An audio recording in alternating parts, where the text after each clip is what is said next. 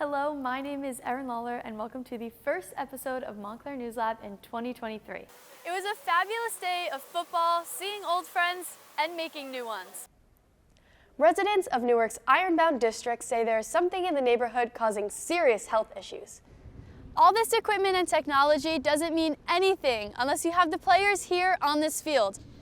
Disinformation probably affects our generation more than any other. We decided to ask students what they took away from today's event.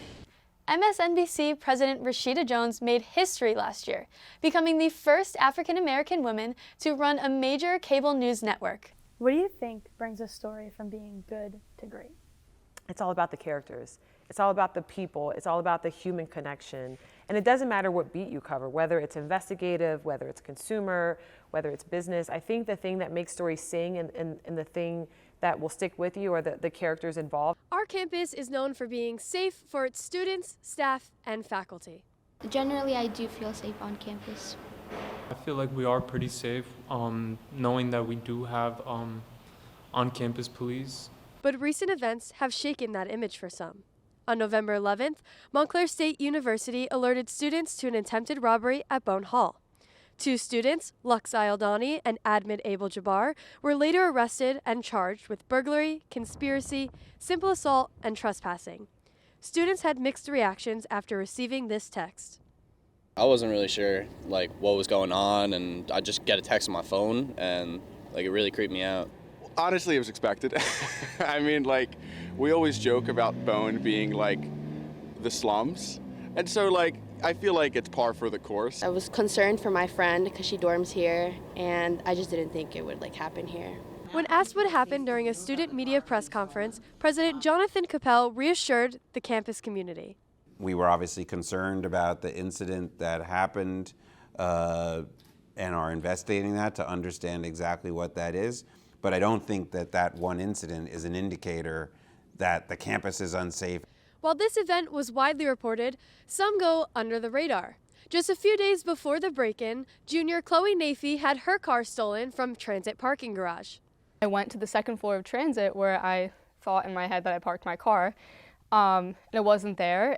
While Nafee had reported the crime to the NJ Transit Police, she was frustrated there was no follow-up from University Police. The school had no attempt to contact me about getting a new parking pass or reaching out and saying sorry.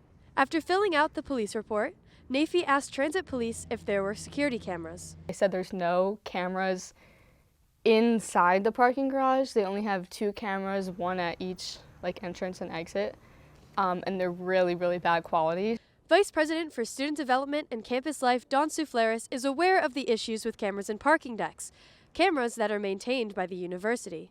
I do know that there were some that were not operating, and I know that UPD spoke with facilities. As we recorded this show, we were told the Bone Hall robbery investigation is ongoing and UPD is not available for an interview. 2 suspects are still at large. As for the stolen car, it was found 2 weeks later abandoned in Montclair. No suspects have been identified in the case. A safe campus, but that doesn't mean we should fully let our guard down. For Montclair News Lab, I'm Erin Lawlor.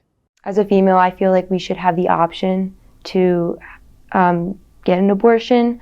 I feel like it's a choice, and I don't think that it should be completely taken away from us like that. I asked senior women on Montclair State University's campus, would you take a job in a state that would pay less but would support you more with reproductive rights? With the overturning of Roe v. Wade that came in the summer of 2022, this is an important question women in Blue State, New Jersey have to ask themselves. For Olivia Bonkowski, a senior nursing major going into labor and delivery with an obstetrics specialty, the answer is easy.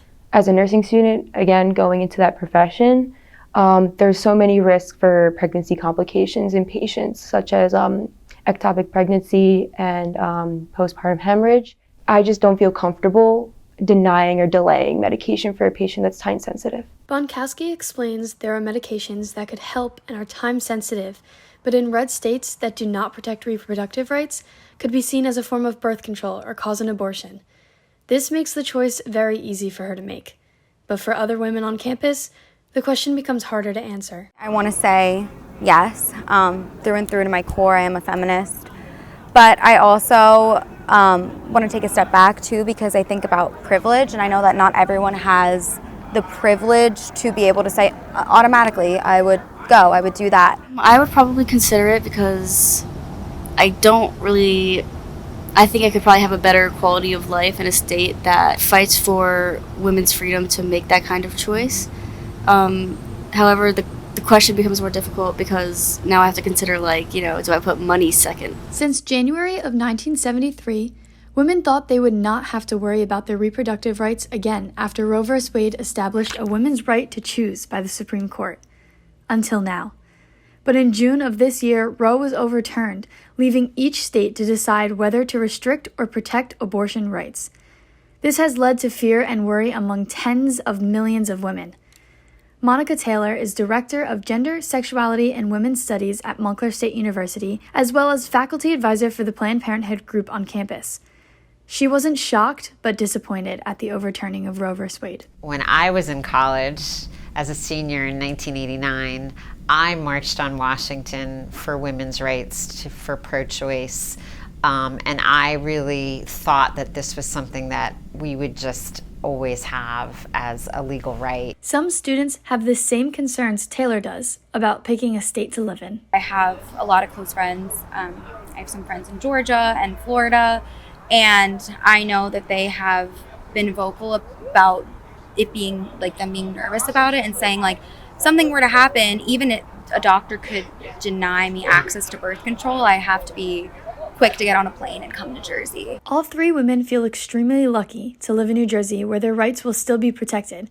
But the choice of leaving for a job in a red state still lingers in the back of their minds. I haven't met anybody who has had a challenge with it. I do know people who have had to, use, those resources, though, to get the help that they need. And I'm glad that, we live in a state that has that and is easily accessible.